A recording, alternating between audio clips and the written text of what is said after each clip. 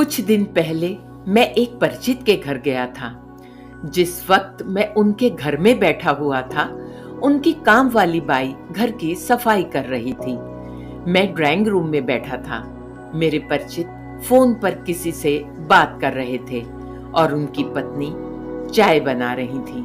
तभी मेरी नजर सामने वाले कमरे तक गई, जहां उनकी काम वाली बाई फर्श पर पोछा लगा रही थी।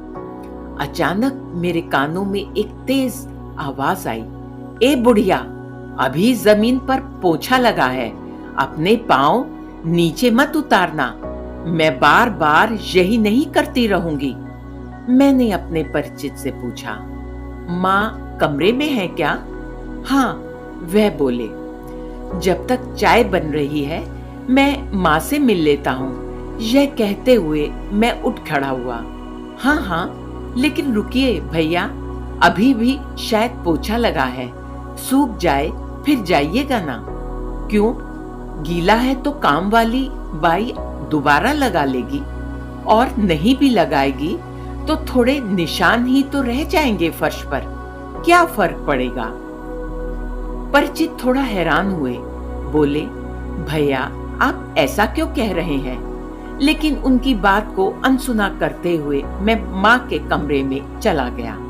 गीले फर्श पर पांव के खूब निशान उकेरता हुआ मैं माँ के पास गया। मैंने उनके पांव छुए और फिर उनसे कहा कि आइए माँ, आप भी ड्राइंग रूम में ही चलिए, वहां साथ बैठकर चाय पीते हैं। चाय बन रही है, भाभी रसोई में चाय बना रही हैं।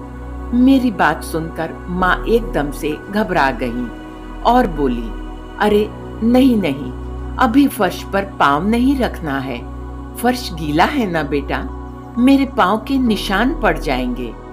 मैं बोला, पाँव के निशान पड़ जाएंगे? वाह, फिर तो मैं उनकी तस्वीर उतार कर बड़ा करवा कर फ्रेम में लगाऊंगा। आप चलिए तो सही माँ। पर माँ बिस्तर से नीचे नहीं उतर रही थी।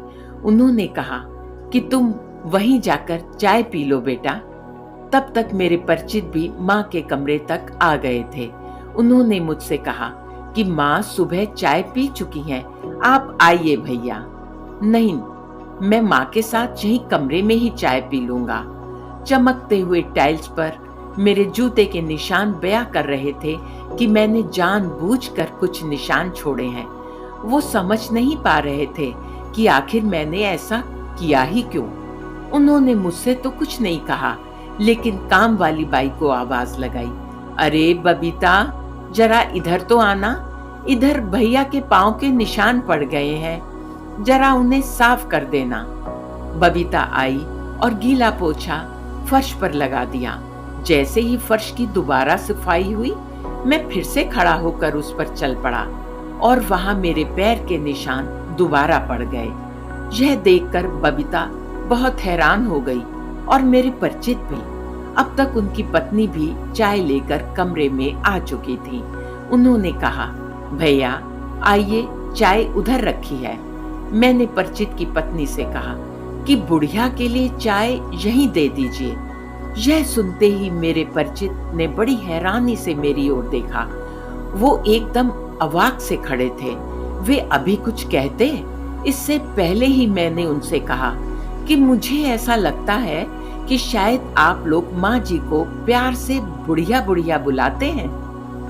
बबीता और परिचित की पत्नी वहीं खड़ी थी। वे सन्न रह गईं और उनका चेहरा शर्म से लाल हो गया था। फिर भी अनजान बनते हुए मेरे परिचित ने पूछा, क्या हुआ भैया?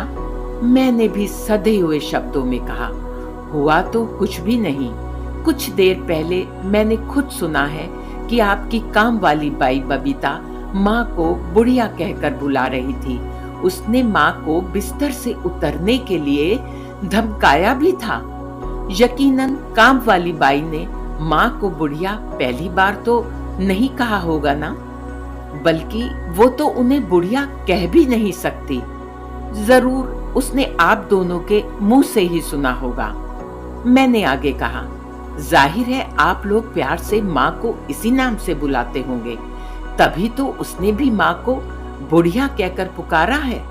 अचानक मेरी आंखों के सामने का दृश्य बदल गया और मुझे ऐसा लगा मानो गीले फर्श पर सैकड़ों निशान उभर आए हों, एक छोटे बच्चे के पैरों के निशान। मैंने देखा एक बच्चा भाग रहा है और उस बच्चे की माँ उसके साथ उसके पीछे पीछे भाग रही है। माँ की खुशी का तो ठिकाना न था, क्योंकि उसका लाल अब चलना जो सीख गया था और पूरा घर उस बच्चे की किलकारियों से गूंज रहा था। लेकिन ये क्या, अचानक वो हंसती हुई माँ एक रोती हुई बुढ़िया में बदल गई और वो बच्चा मेरे परिचित में।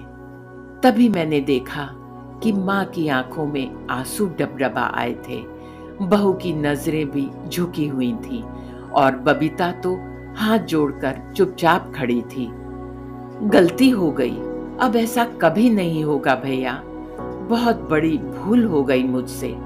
यह कहते हुए मेरे परिचित अपनी आंखें पोंछ रहे थे। मैं भी वहां से चल पड़ा, सिर्फ यह कहते हुए कि हाँ, पोंछना तो आंखों को ही चाहिए, उस फर्श को तो चूम लेना चाहिए जहां माँ के पांव के निशान पड़े हों। साथियों, आशा है ये शिक्षाप्रद कहानी आपको पसंद आई होगी। इस कहानी पर आपकी क्या राय है, हमें कमेंट बॉक्स में लिखकर जरूर बताएं। कहानी पसंद आई हो तो लाइक करना बिल्कुल भी ना भूलें। अगर आप इस चैनल पर नए हैं तो इसे सब्सक्राइब भी अवश्य ही करिए। कहानी सुनने के लिए आपका धन्यवाद। स्वस्थ रहिए, व्यस्त रहिए और हमेशा मुस्कुराते रहिए।